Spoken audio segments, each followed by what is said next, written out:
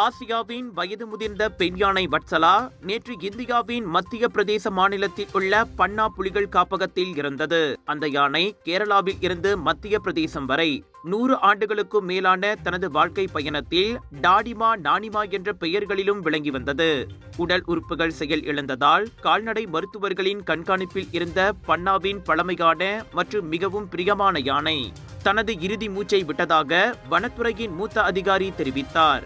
அதன் மரணத்துடன் காதல், மரபு மற்றும் வனவிலங்கு அர்ப்பணிப்பின் ஒரு அத்தியாயம் முடிவுக்கு வந்தது.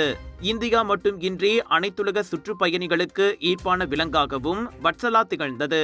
100 வயதுக்கு மேலாக வட்சலா உயிர் வாழ்ந்த போதிலும் நீண்ட காலமாக நோயுடன் போராடி வந்தது.